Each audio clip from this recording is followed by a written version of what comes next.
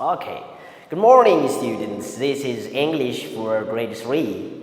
Yesterday, we discussed briefly about some grammatical patterns and reading comprehension questions. What we said yesterday, students? Students, tell to your parents or your friends and brothers in your home about what is quantifier. Let me repeat. What is quantifier? Tell to your parents. The second question. What is countable noun? What is countable noun? And give some examples of countable nouns. Good. The third question is, what is uncountable noun? How we can define uncountable noun and give some examples of uncountable nouns to your parents. Understand the question? Let me repeat. What is uncountable noun mean? And give some examples of uncountable nouns to your parents. Good.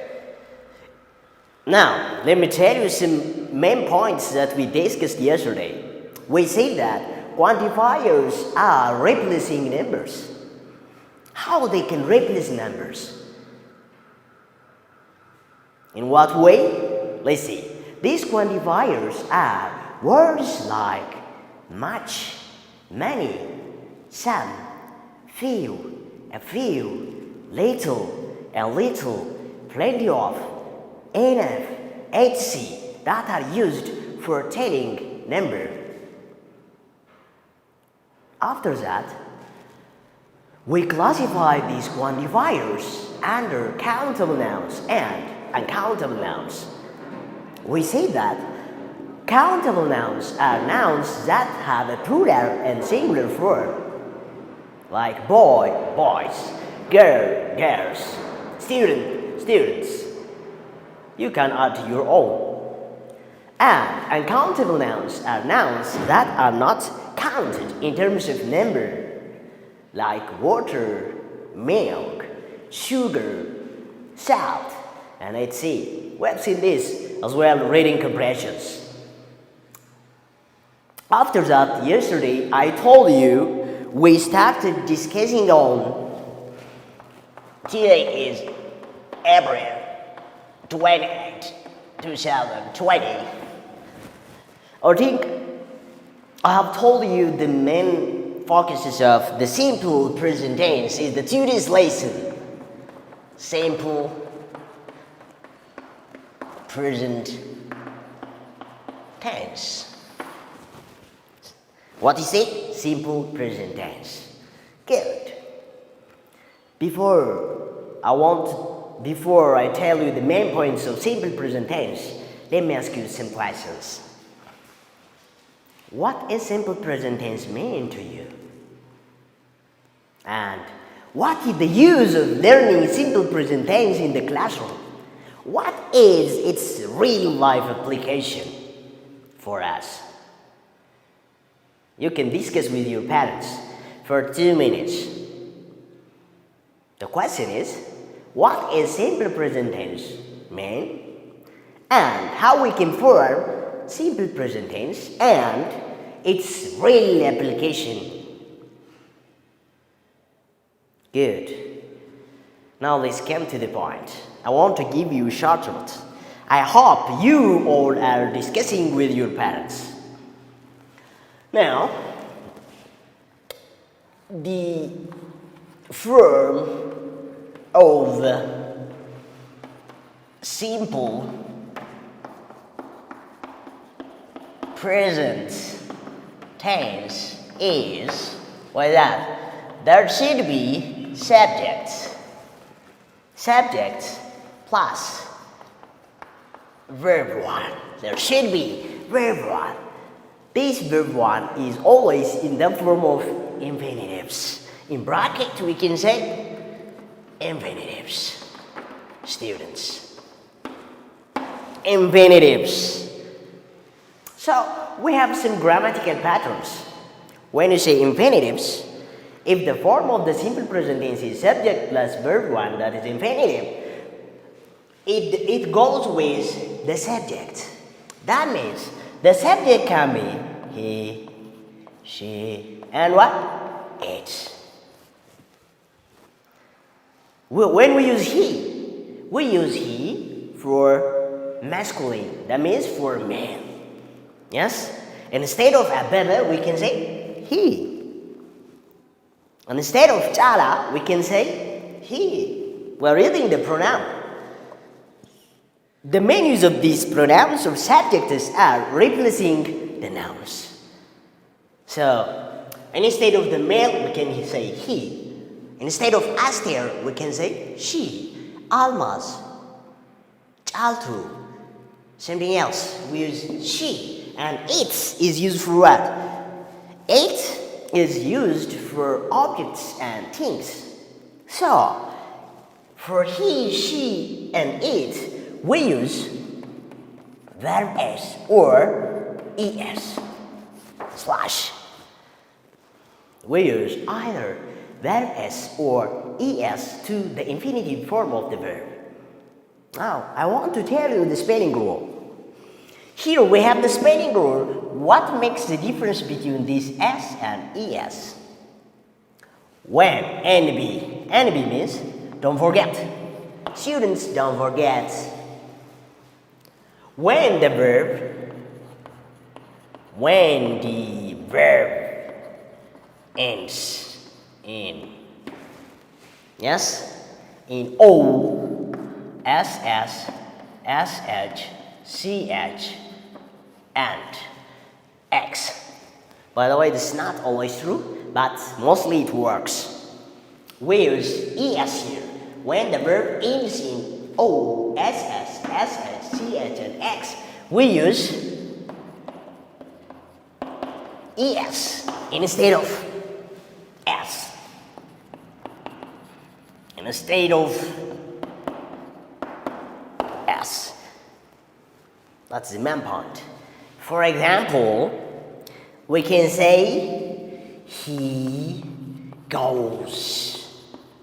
Now, the letter ends in O. The verb is go. The infinitive is go.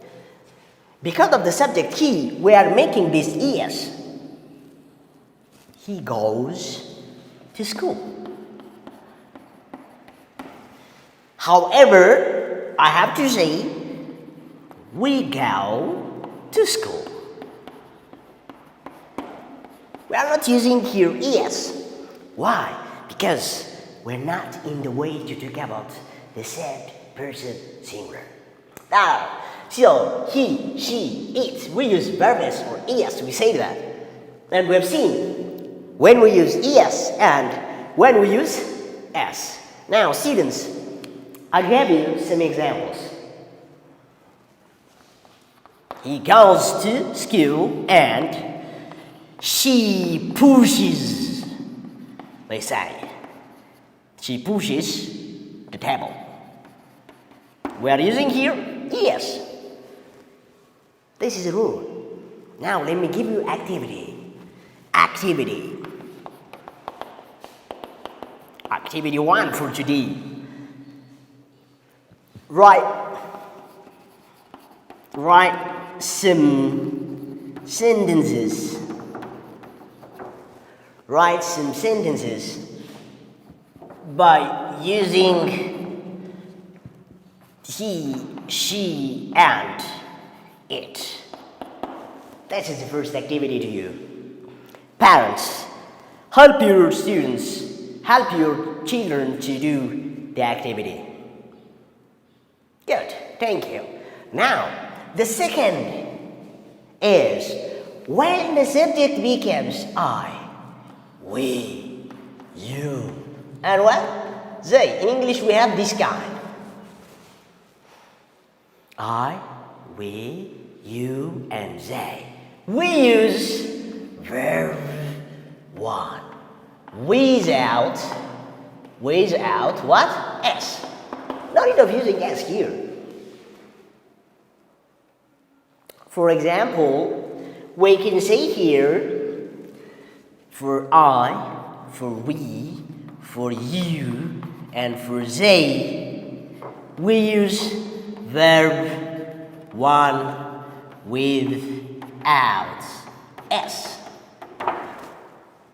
Actually, right. Good. Now, you should understand between this and this. The third person singular and I, we, you, they, that are second and third. I mean first and second. Alright. I can say, for example, let me give you examples, and after that you will write your own examples. For example, 1. You can give me a verb, or I can give you a verb. Your parents can give you a verb. For example, I say, we break the glass. Yes? We break the glass. We can say we breaks. The second example,